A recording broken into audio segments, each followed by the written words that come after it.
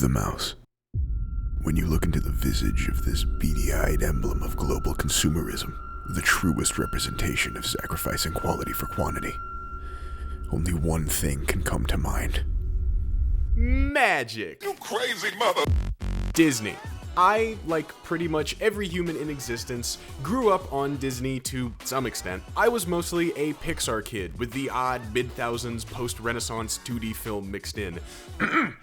Atlantis goes so hard. But what some of you may not know is that the mouse is a gamer. That's right. The mouse dabbles in code, JavaScript, Wix, does that count? Disney video games are very hit or miss, to say the least. The ones that I played growing up were good, if memory serves me right, but I also didn't know how to tie my shoes, so maybe my opinion isn't the most reliable.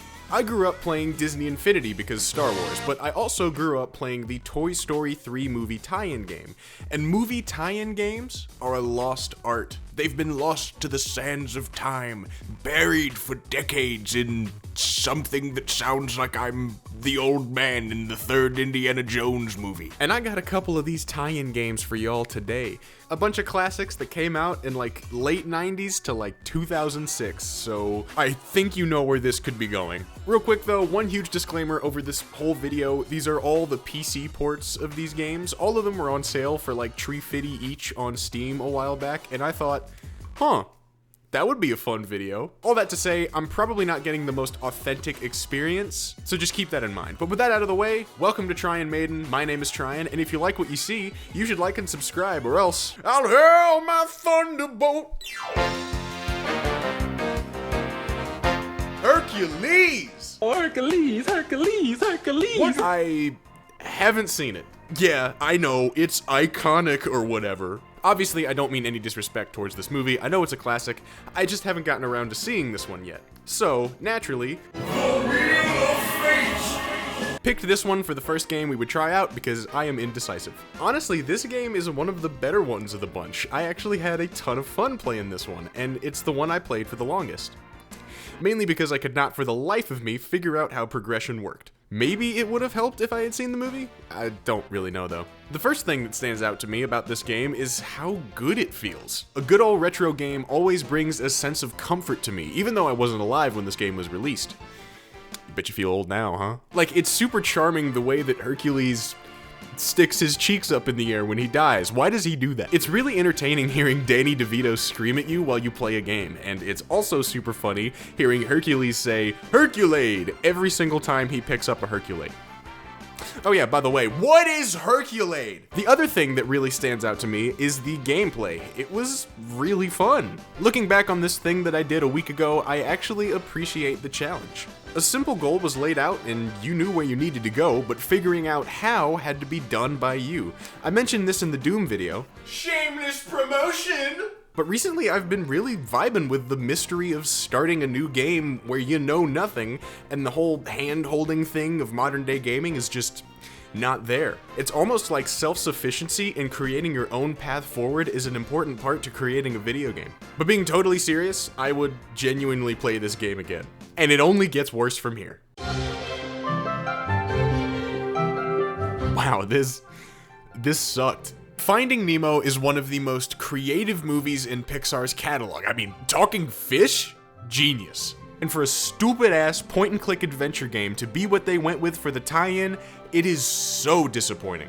I do not like point-and-click adventure games. Never have. They're just boring. And this game is boring. I know I was just talking about how forging your own path is a rewarding experience that every game should have, but sometimes you need some big event to keep you going. This is pretty much go around and talk to these fish, the game. And it follows the plot of the movie, so you already know where it's going. There's some kinda cool Easter eggs here and there, but it's kinda just a bunch of mini games hidden behind this really boring format.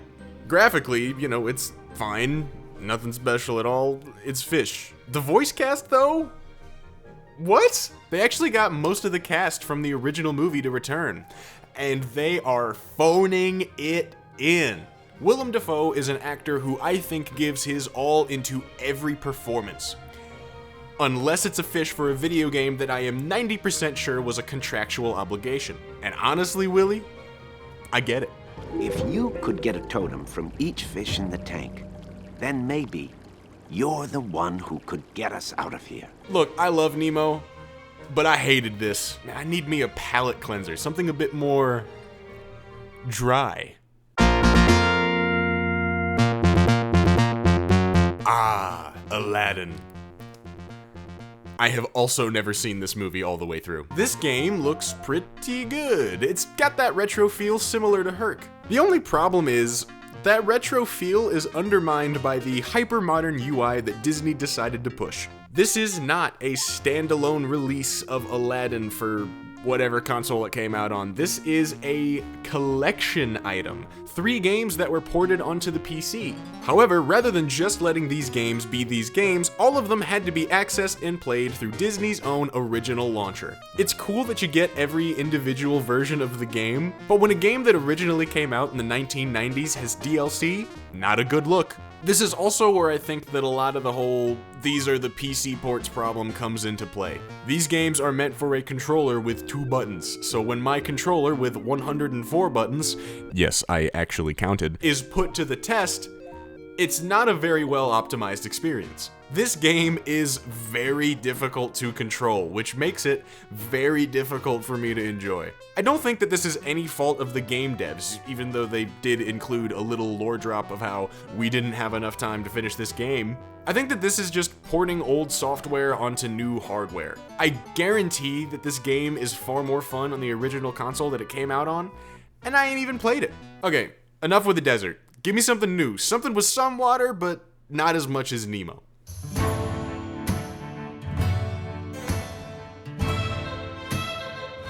Okay, I know what you're thinking. Some of you may be saying, Tryon, this isn't a movie tie-in game. And to that I tell you, this game, which has an entire chapter dedicated to the 4th Pirates movie, came out the same month in which that film was released. So yeah, it counts. I won't say much about this game because, I mean, it's a Lego game. They all kind of follow the same formula. This one is the only one on the list that I have played before, and when I was buying all of these games, this one was included in a sale, and based on a technicality, I decided to include it. The Pirates of the Caribbean movies are fantastic. I genuinely believe that it's like a top 10 movie trilogy, at least from all the other movie trilogies that I've seen. Lego games are also great. It is a perfect system, so perfect that the formula has barely changed over the last, 15 years. The only thing that I think this game gets wrong is that it crashed after 15 minutes. Most Lego games are unfortunately not very well optimized for PC, so yeah. I mean, it's a Lego game. There's not much to it. It's just kind of good. But this era is too old. I'm sick of it. I need something more modern. Something with... Gee, Mater, it sure is nice to be back in Radiator Springs. Except it isn't. There were 3, count 'em, 3 movie tie-in games for the first Cars movie, and this was the first. If I were to sum up this game in one sentence, it would be this.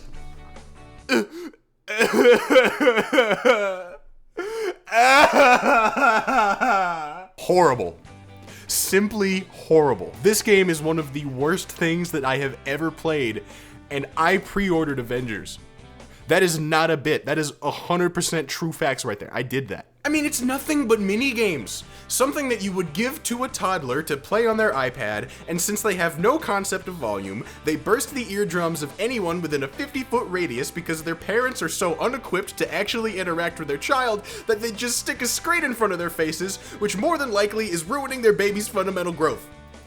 Where was I? Oh yeah, Cars! I mean, this feels like a mobile game, but no, it was only developed for the PC. And how much does it cost? $20. 20 big ones. I got it for $5.99. And I still think I got ripped off. This game also got the original cast back, at least partially, and again, they phone it in, and it is horrible.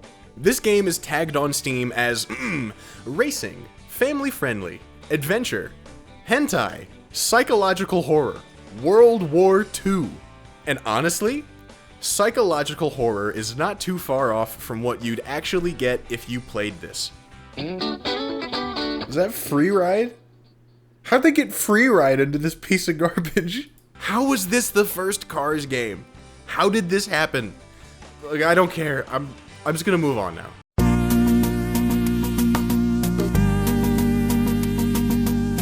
King of the Lions, baby! Capitalizing on hype is the reason for all of these games' existences, and since The Lion King was so good, it feels like they kinda just shat out this game and put it onto store shelves. Pros: it looks nice. Sound design is pretty cool.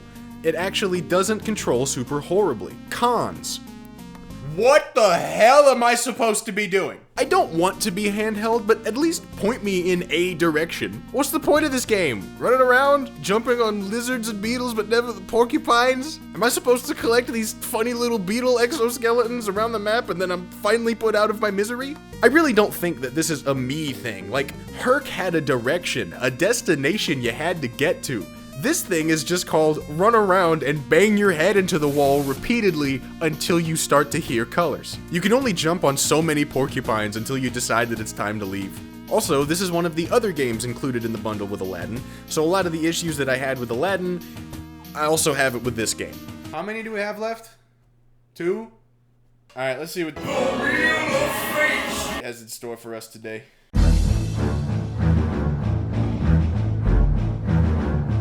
Treasure Planet has always held a special place in my heart. The swashbuckling adventures, the amazing aesthetic, the sea captain that makes me wonder if I'm a closeted furry and even I don't know it. It's just a fantastic movie all around. So the game, which also serves as the sequel funny enough, should capture that same whimsy and energy, right? Right?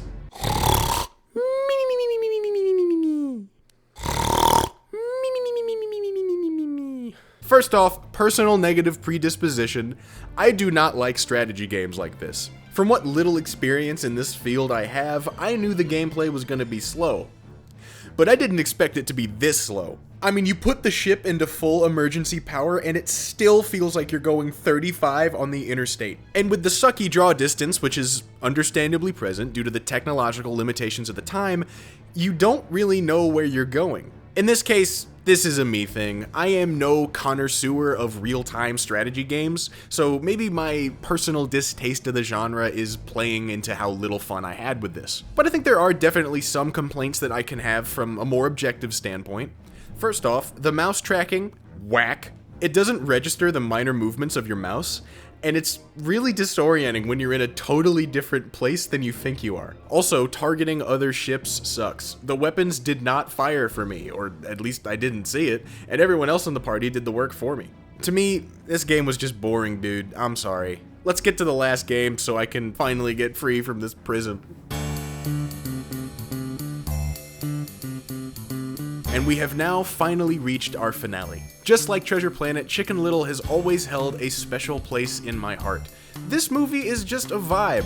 That fat pig thing? Literally me. Literally me. This was the game that got me thinking that this video would be fun, because how the hell do you make a video game out of Chicken Little? Like, it's good, but what would the game be? And I think that it's just best if you see it for yourself. Oh God. Oh no. Oh, that draw distance would put Bethesda to shame. Are you okay?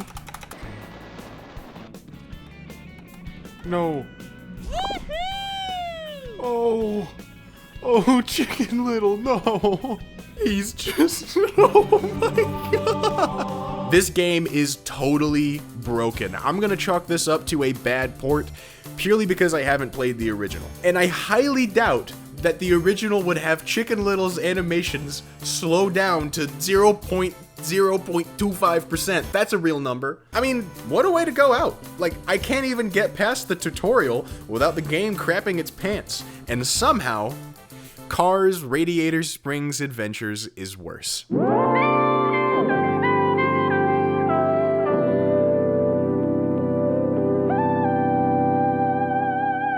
So what have we learned today? Big companies push the worst crap to make a quick buck. But I don't want to come on here and discount the nostalgic value that these games have to those who grew up playing them. If you love these games, keep going. Love these games.